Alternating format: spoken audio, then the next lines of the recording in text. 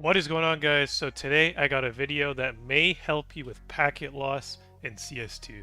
Now I said may because this game is still broken, not fully fixed when it comes to packet loss, and personally this setting only helps a little bit for me, so take it with a grain of salt, but give it a shot and maybe it'll fix problems for you because it fixed some for my friends, so figured I'd share it. So how to get to this setting: press escape, go to the top left hand corner on your settings menu, go to the game tab right here, and make sure you're on game right here on the left side. And the setting is buffering to smooth over packet loss and jitter. So if I hover over it, it provides an explanation right there. Buffer snapshots from the server commands and the client. This reduces the rate of missed ticks, but increases your effective ping time. So essentially it's like increasing your ping time to smoothen out lost packets. It's not going to increase it by a ton, only by a little bit, but it will reduce packet loss.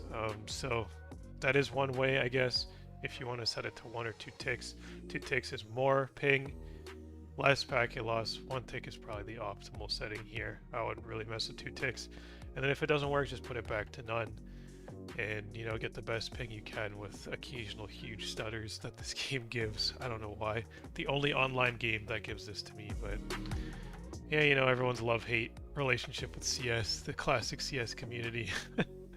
Anyways, yeah, so I'm going to put it back to none because for me it doesn't do a whole lot. But for you, if it does, just press escape and now it's active. I'm in my own private server here, so if I press escape, you'll see I have 0 ping. But it wouldn't change it by much. It would change it by maybe like 10 ping max. So yeah, that's it, guys. Hopefully you found this video helpful. If you did, drop a like. Don't forget to subscribe. Thanks for watching.